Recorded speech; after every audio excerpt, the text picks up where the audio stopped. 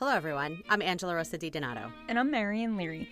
And you're listening to Amplify Nursing, a Penn nursing podcast supported by the Pinola Fund for Innovation in Nursing. Amplify Nursing features nurses who are leading the way in science, policy, and innovation. Our guests defy stereotypes, define practice, and disrupt convention.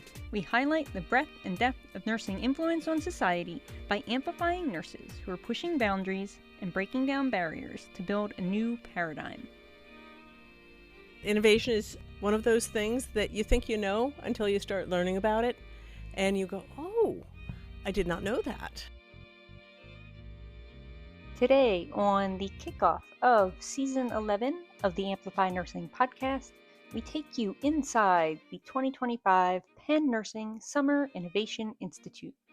This special episode highlights the origins of our podcast and its mission to showcase the full spectrum of nursing innovation. Participants included the Johnson & Johnson Nurse Innovation Fellows and the Penn AI Tech Pilot Project leaders, who all shared their motivations for attending, from building sustainable innovation processes to advancing solutions in aging and dementia care. Faculty and attendees emphasized preparing the next generation of nurses as innovators and creating space for nurses within the broader entrepreneurial and technological ecosystems. The week-long institute reflects the power of collaboration, learning, and momentum to drive meaningful change in healthcare. So we're here at the Summer Innovation Institute, day one, kickoff, right? Yep. Yeah, with a room full of very excited and very enthusiastic people yeah. Thank you for not making a liar out of me. It's great to have everyone here, and we want to talk about what brings you here. You know, what brought you from all across the country to spend a week in steaming hot Philadelphia to move your projects forward? I mean, there has to be a lot behind that in order to bring you here, right? And we'll start by talking a little bit about what brought us to the podcast that we've done for the last 6 years? Yeah. Pre-pandemic. So when we first launched, we were only like the second-ish, third maybe nursing podcast out there. There was nobody out there when we first started, which was what kind of came around. So there's two parts to this story, because Marian and I were both thinking in tandem about a podcast would be a good thing for nursing in general, because it wasn't something that people talked about. And in my role at the time, I was the president of our state nurse anesthesia association. So I spent a lot of time in Harrisburg talking to people about what nurses do. And I'm sure I don't need to tell you, there was a lot of confusion. People were often thinking that we needed physicians to kind of tell us what to do, that they were managing things, that we needed that kind of guidance and supervision. So the patriarchy is working well in places where decisions are made. So I found it very frustrating, and I really enjoyed listening to podcasts, and I learned a lot of things from podcasts. So I thought, wouldn't it be great to have a podcast where we could talk about all the different things that nurses do? And I thought this was a great idea. So I brought it back to the School of Nursing. I mentioned it to some, people who had some influence. They thought it was a great idea, but no one really had any ideas. And then Marian came to one of our department meetings to talk about at the time, it was your new role, right? For the Director of Innovation. And I thought to myself, something I would do. Yeah, it was. And she gave this great, very inspirational talk. And I thought, I think this is the lady to do the podcast. So I sent her an email and I said, hey, I have this great idea for a podcast that I think you should do. So I'll leave that there. And I said, I will do it if you do it.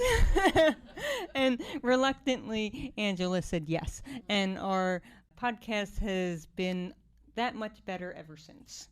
Like Angela mentioned, we've been doing this for, 6 or so years, and we get to talk to a number of amazing nurses doing just incredible things all over the country, all over the world.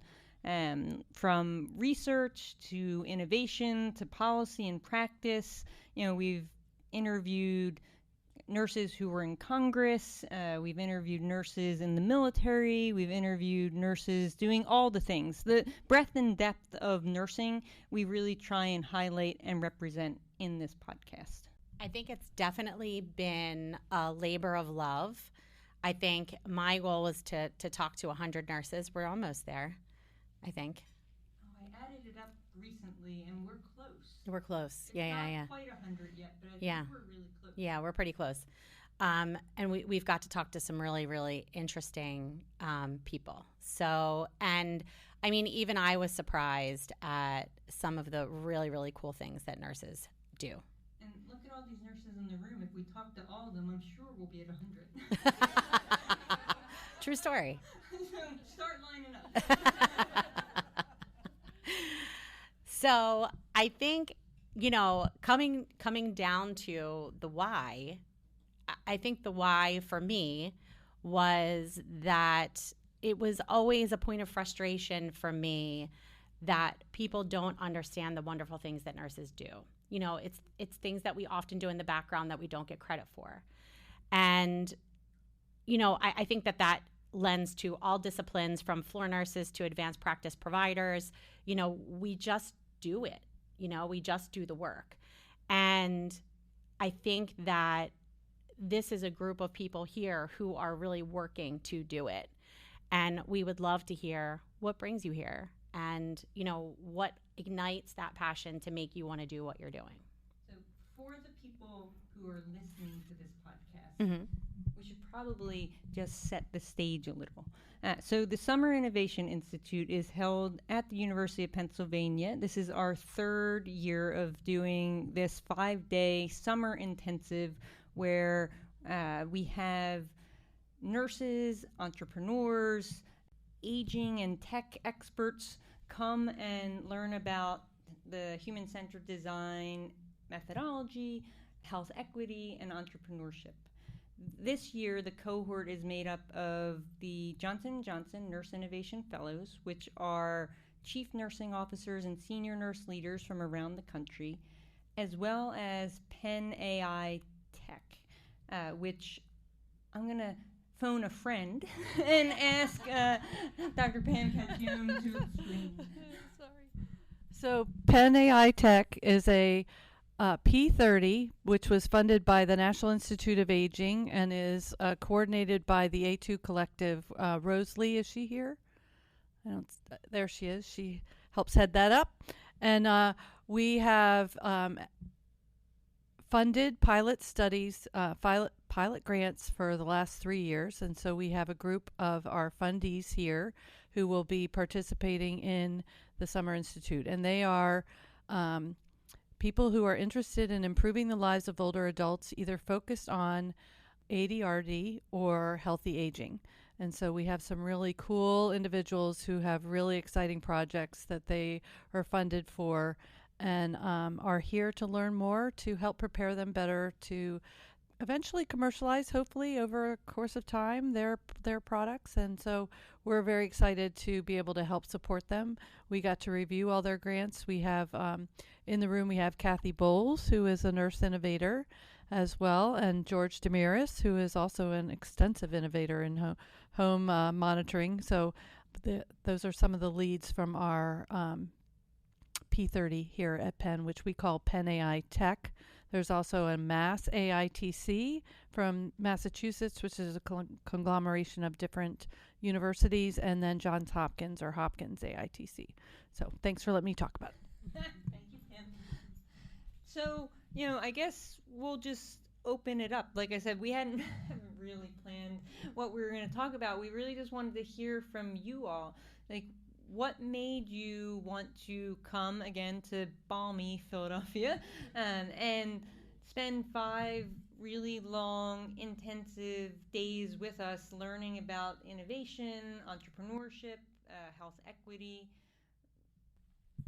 Sure, Marianne. Thank you for having us. My name is Karina Menjivar. I hail from Southern California.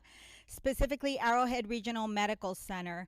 And I got to tell you, had I known that we were going to be in record-breaking heat, I don't know that I would have made the flight from beautiful sunny California down here. But I am so glad we did. I think what drove me specifically to apply and and connect with our CNO and coming here for this was because exactly of what you said. Nurses are innovators. We're already doing it. So really structuring it to put it into paper and thought was something that I think we all need, right? And so the opportunity to be able to learn and share with our leaders back at our organization was really tempting. So, we work with nurses every day that figure out how, if they find dust on their units, are going to order a Swiffer and take care of it themselves. If they're trying to figure out throughput, they're going to do a checklist and figure it out themselves. But really to structure a process where you can sustain change, I think is really important. And so that was really a driving force for us to kind of come gain some tools and add to our toolbox from what we already have and hopefully enlarge the scope within our organization to be able to drive change. Hey there. So my name's Kim, and when I think about nursing, I think about the art and the science of caring. And the artistic side of me, the very right brain side of me, can be creative all day long. I can think about ideas left and right. And for those that work closest with me know that my favorite sayings are, what if, but what if? And I love to play the what if game. This immersion at this week-long activity for me was really about how do I build in that structure, that scientific approach to innovation. I've worked on and we've worked on many innovative projects throughout the years, but really, truly, to me right now, it's about how do I sustain that? How do I build the infrastructure for myself and the teams going forward to be successful and sustain projects over time? And while she's coming up, a theme here is I guess the next question to think about is, why do you feel like nurses need to learn about innovation? I think you said it was a need, right? So what's the need? My name is Jeanette Bergstrom. I'm from Common Spirit St. Anthony Hospital in Lakewood, Colorado. We're 12 miles west of Denver.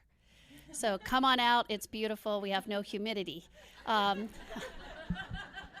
It's a good recruitment. So back in 2020, I found myself signing up for a nurse hackathon with Johnson & Johnson, and I did it on an all-day Saturday. And I just did it by myself as a nurse leader. And I got so inspired by just nurses. We know what to innovate. And so now as a CNO, I signed up for all the Johnson & Johnson newsletters, the Nursing University of Pennsylvania Innovation. I get all of that, and I read it. It's so inspirational to me. But as a leader, you got to look at the next generation of nursing leaders, right? And I want to teach them the infrastructure on how to innovate their innovative ideas. So I am so excited, and I want to get the whole entire state of Colorado involved. And so I've already got all the CNOs of Common Spirit knowing we're here. So just give me all of this, and I can't wait to share. Oh my God, I love that so much. Yeah. So, real quick, you mentioned the hackathon. So, can I put him on the spot? Do you want to come up and talk about SunCL and the Nurse Hack for Health and all that good stuff? For those who might not know, this is Hiem Nadal. She was the most recent president of SunCL, which is the Society of Nurse Scientists, Innovators, Entrepreneurs, and Leaders. She's also one of our consultants on the Johnson & Johnson Nurse Innovation Fellowship Program. And Johnson & Johnson, SunCL, Microsoft run the Nurse Hack for Health.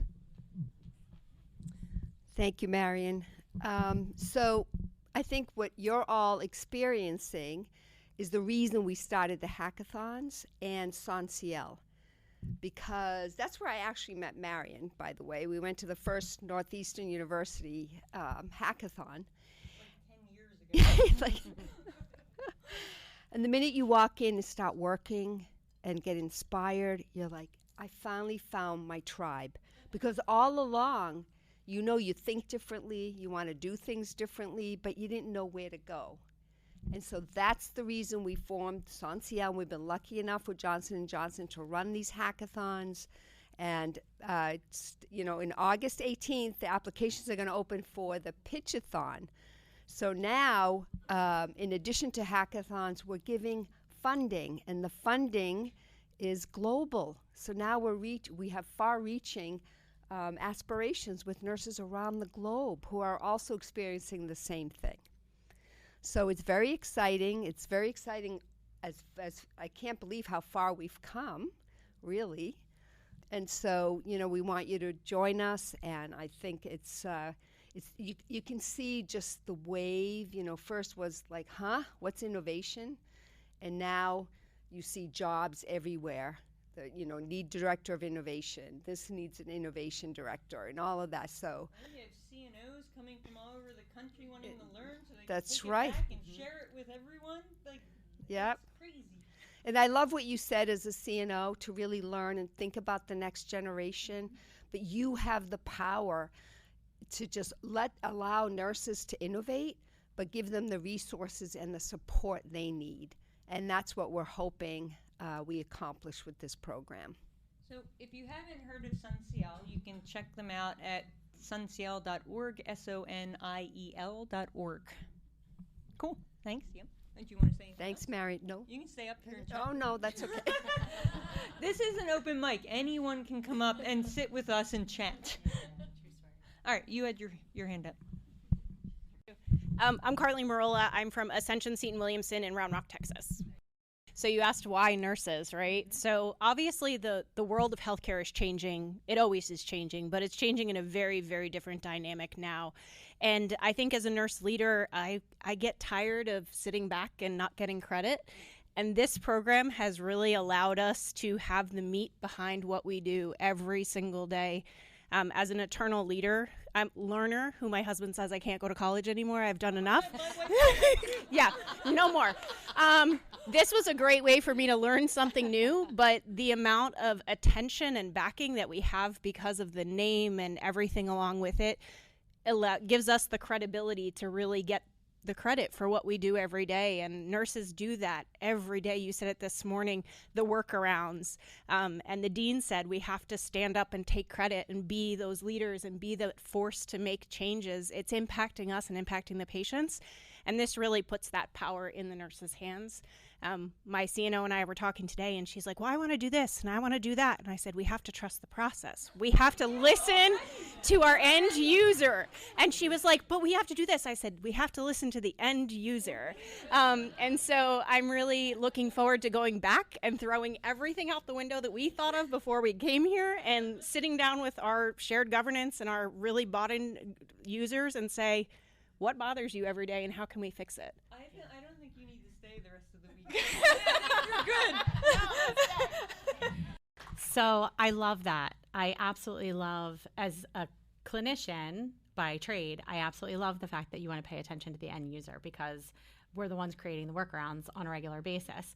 And one of the things that I've talked about with some of the people that I work with is, okay, you want to trust the process. You want to put something that's going to work together. However, you're never going to find something that works 100% of the time, right? And then what happens when you hit that glitch? So there's a couple different things that I see happening on the front lines. People get frustrated, they throw their hands up and they say, this process doesn't work. Or they work around the process, and then everybody who put the process together then tattles on them and says, they didn't follow the process. And everybody needs to follow the process. So what I started doing and talking to my bosses and different things like that is when I would see these opportunities for where we had something happen that was a little off to the left and didn't quite fit the process. I wrote an email with a very long, lengthy explanation as to why we didn't follow the process and why it didn't work for this particular time. And it really started sparking some great conversation. And it's something that we've just been kind of playing around with a little bit, but something to think about is that we tend to get so hung up in this is the way that it has to go, and we want our processes to be successful. But I think, a 90% success rate is a really successful process. And you might just not make it that 10% of the time because of little weird one-offs and things like that. So, just something to consider and think about, because I think that, it's something that I see on a regular basis that, people getting really, really hung up in not being able to follow the particular process. And the information that we've garnered from these little mishaps happening has been really, really helpful in like tweaking things a little bit, and or just being able to say, this was a crazy one-off and we're not going to worry about that. You know what I mean? Yeah, things But not working is not necessarily a bad right, thing. exactly. Yeah. You learn a lot, you're able to pivot and iterate and make changes and learn. And that's what we're doing, right? Constantly learning. Yeah. I'm Kat Britt. I'm a nurse coming from Iowa City, the Midwest. Probably different from everyone here. I came as a recipient of I guess it's cohort 4 of the Penn AI Tech grants. So my co-PI over there, Bean Huang, we are working to create a chatbot using AI models to support dementia caregivers at home who have a lot of questions about what to do about different behaviors, medications, their cognitive care plan. So we're trying to create knowledgeable models to help answer some of their questions. Oh, that's really cool. Yeah. So, what are you hoping you'll get out of this week at the Summer Innovation Institute? Great question. Well, it's always fun to see a lot of familiar faces. I think a lot of new ideas, different ways to think about things. I had done some design thinking before at a training previously, and then doing this again has kind of reminded me of all the kind of the method and the steps to do it, and all the different ways to think about approaching a problem as opposed to like the normal way to think about a problem. And so I really appreciate that, and thinking about health equity as well, and just different concepts of ways to change the way that we do things in the past, and thinking of new ways to create solutions with different team members, right, and different perspectives. I think that's the important part. Yeah, and I think I said this morning when I was doing my overview of human-centered design, but if we can take this from not just a process but a mindset shift, then you can look at all of the work that you're doing through that human-centered design, equity-centered design lens, and you constantly then are able to design in that way and work in that way no matter what you're doing. Yeah, that's good. Changing the mindset, I think that's really important. Truth. Well, just to add a little something about that, I think that I got very interested in human-centered design because of working with Marion, and this is something that she's super interested in. So it's something that I started learning about. And then you were beta testing different things, so I would look at stuff for you and things like that, just to like look at that kind of stuff. But what I found is that, like Marion said, it doesn't just change the way you work, it changes the way you think. And it's had a profound impact on things like how I talk to my kids, because you start to approach problems in a very different way. And you start to approach problems by saying, like, how does that feel? You're in this situation that you maybe put yourself in. I don't know, especially when you're talking about adult boys. They're often putting themselves in situations and feeling really sorry about it. But even just that, and it changes the whole dynamic. It works with my students as well. Being able to design a program that gives them structure. And, there are definitely things, we run an anesthesia program, there are things that have to happen, and there are things that they have to do that they don't necessarily like, but how do we make it their program? So it's an extremely helpful skill. So if you take nothing away from this week, that's definitely something I would strongly suggest becomes really, really helpful in a multiplicity of ways, not just in your work life. Yeah, I totally agree. I mean, once you learn it, or at least for me, I haven't been able to unlearn it. It really is the foundation of how I see everything in the world now. It's made me a better teacher. It's made me a better parent. It's made me a better human. So yeah, totally agree. Yeah. Good point. Yeah. Thank you for sharing. Yeah, thanks for bringing that up. Okay, so we wanted to also introduce Nancy Blumenthal, who is new to the program. Why don't you come up and talk to us a little bit about you? So what brings you to the Johnson & Johnson Innovation Institute? Well, so about 6 months ago, I answered an email from Marianne Leary. There's a theme here.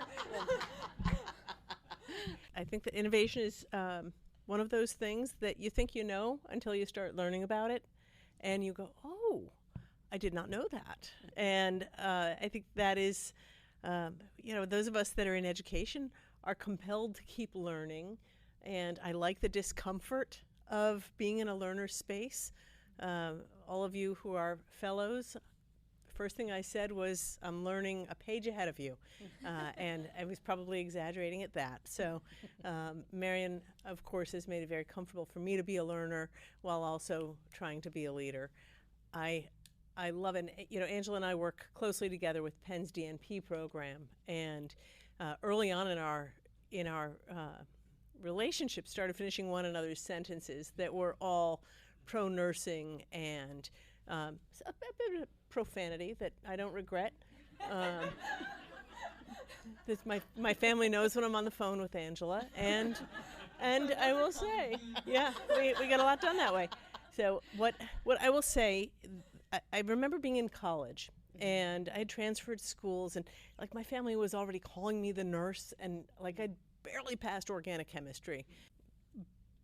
But my identity was there, and I remember the first nursing course. The professor was about 4.5 feet tall, and she wore Mickey Mouse earrings so she wouldn't intimidate us. And she explained what it is to be a nurse, and my heart broke open, and I can still the chills on the back of my neck. Recalling that, because in that minute I knew I was exactly where I needed to be, and that this discipline needed what I had to give. And I will say, if I were to name the dozen best nurses I've ever worked with, I will tell you they have precious little in common. And I love that for all of us, because there is space for rethinking how we do things, because we all are pretty much in agreement for why we do things. But that nursing process is, I will grow into human-centered design. I'm going to learn how to say it. But I will say the nursing process is how I look at the world. And, people say, oh, PDSA. I'm like, that is not what it's called. All right? It's the nursing process. That's how we step into all of our challenges. So I'm very excited to be here. I will say the reason I said yes was because I knew I'd be jealous watching somebody else do it. So it was an opportunity, and I thought, yes, please, more. And just for our listeners and for others in the room who are not part of the fellowship, you said yes to what? I said yes to working with Marion to help lead the Johnson & Johnson Nurse Innovation Fellowship. So I'm struggling with my title. So I keep calling myself the associate to the director. Because I figure I can always find coffee. So until I demonstrate competency, I figure I'll keep showing up. That was part of the interview. Yeah. So anyway, so I'm excited to be here with all of you and to learn with you, but really to feast off of the energy that you're bringing, because I agree, it's important. It needs championship. It needs passionate people even more than it needs wicked smart people, and it needs persistent people even more than it needs wicked smart and passionate people. So we've got big work to do. Nice. Here's your mic back.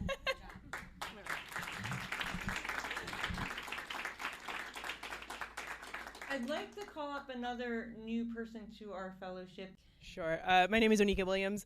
I lead nursing innovation at UCLA Health. Why am I here? I think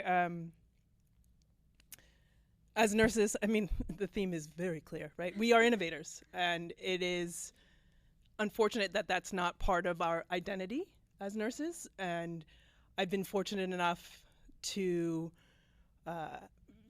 be introduced to all these wonderful leaders here and join the team. And I think we are advancing something that is so obvious with leaders that have the opportunity to make change on a grander scale.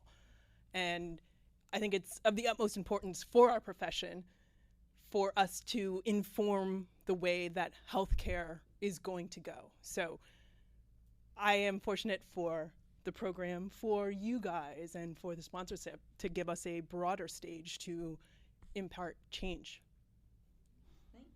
Thank you. Can you talk a little bit about what you do at your program in UCLA? Sure. Ooh, yeah, it's a lot. I'm part of the biodesign program, where we train our leaders of tomorrow in how to make products, right? So how to identify a problem. So we immerse you, pick a topic, immerse you into the health system. You're going to observe, typically it's an interdisciplinary team that observes around 300 needs. How do you refine those needs down to pick and select the next one, verify that it is a problem, and then how do you make a solution that is human-centered, robust, has all of your end users involved in it? And then how do you spin out a company from that? So I've been fortunate enough to be able to be the first nurse in the biodesign program, which is a global program that's been around since, I think it's been around 30 years now. Started at Stanford. And it's an obvious add, right, to the interdisciplinary team of how can you not include nurses in creating new products that we are the main users for? And just like the highlight, you said the program's been around 30 years and you're the first nurse. Mm-hmm. Yeah. But And that was only like 5 years ago. So, yeah. So luckily enough, I've had all the support to then bring along all of the nurses and create a space for them to learn this process, be given the toolkit of how do you create products, right? How do you impart change and take your ideas and make them reality, right? It's an invaluable skill that you all will have at the end of this, and it's going to be so much fun. It is. Thank you. Of course. Appreciate it. Yeah. Thank you.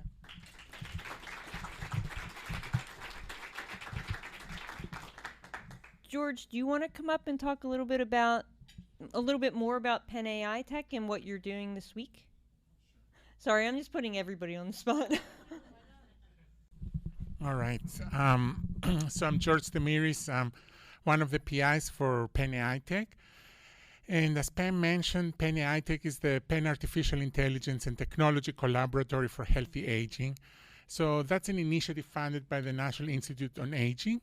And we get a chance to select and fund each year pilot projects from academic sites, industry, and health systems to work on innovative solutions for aging, whether it's for overall aging and aging in place or for people with Alzheimer's disease and related dementias and their families. So each year we fund approximately 9 to 10 pilot projects, and we get to work with our awardees for a whole year and learn from them, and they hopefully can learn from us. So at the Summer Innovation Institute, one of the tracks, in addition to the J&J Executive Leadership Program, is the Penn AI Tech track.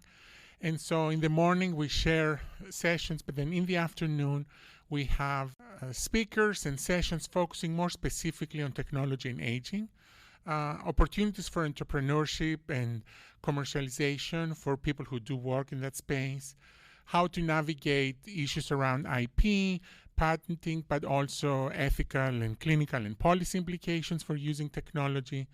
As AI seems to explode in the last few years, there's a lot more effort to use AI in the space of aging, and obviously NIH has an invested interest in that.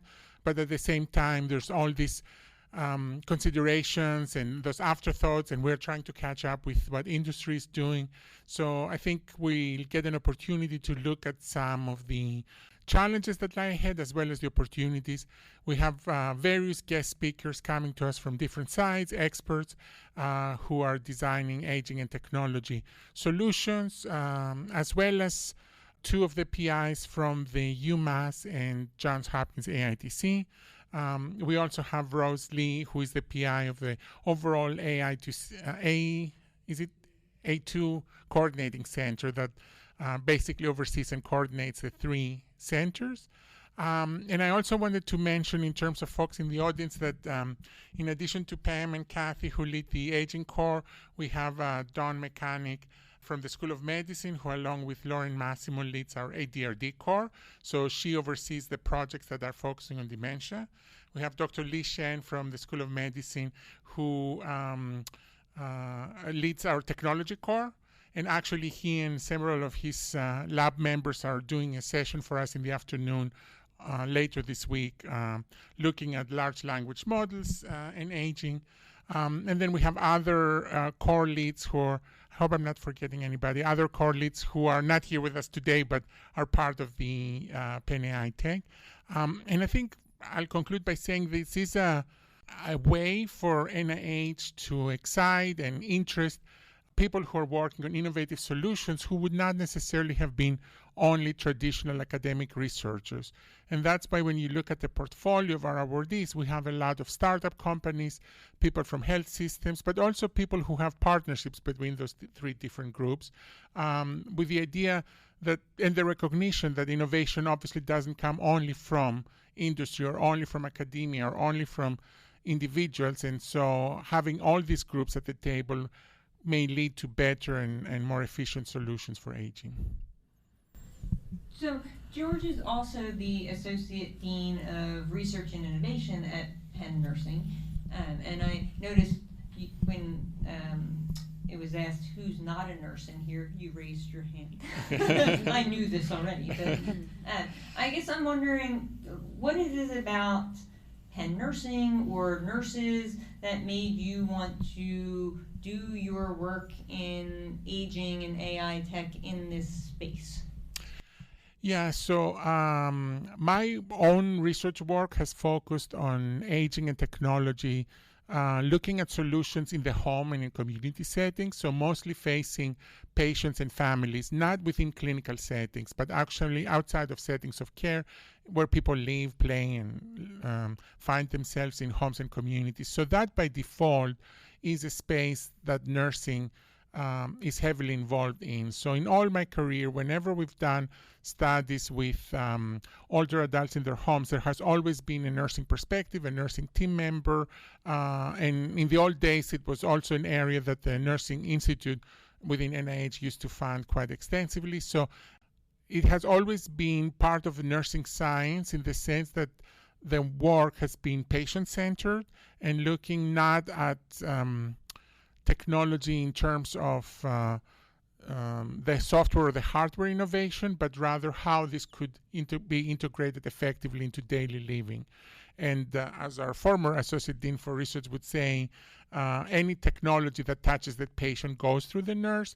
And by default, a lot of the aging and technology solutions are things that we're asking older adults and their families to use, but then a nurse has to oversee the data collection or make sure that that data are meaningful. So I think the gerontology space, when you look at the home and the community, is a space where the nursing perspective informs a lot of these interventions because they're patient-centered or consumer-centered, if you will. And that's where I think the nursing perspective is really crucial in making solutions that are going to be used by people. In the technology and aging space, when you go to exhibits and conferences, you'll see a lot of vendors who are here one year and then they're not there the next.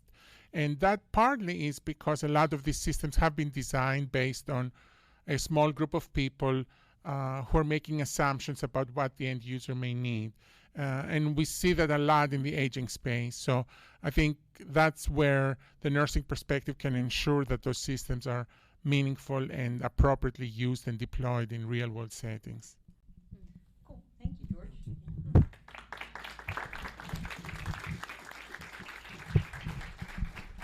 Okay.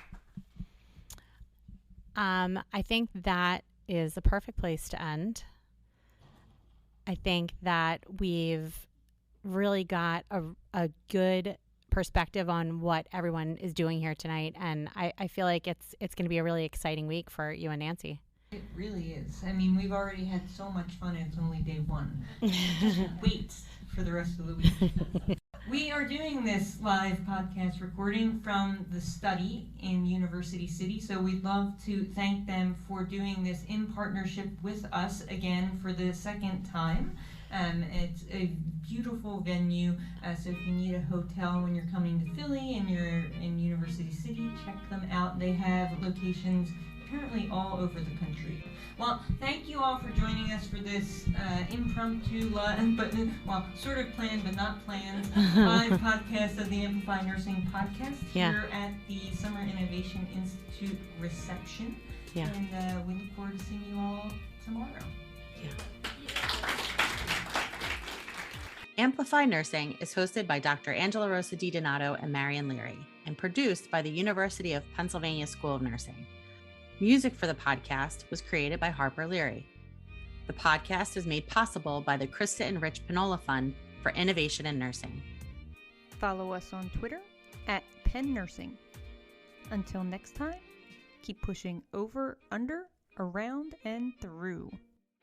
We want to thank you for listening to the Amplify Nursing podcast and remind you to subscribe to the podcast on iTunes, Google Play, Spotify, iHeartRadio, or wherever you enjoy your podcast listening.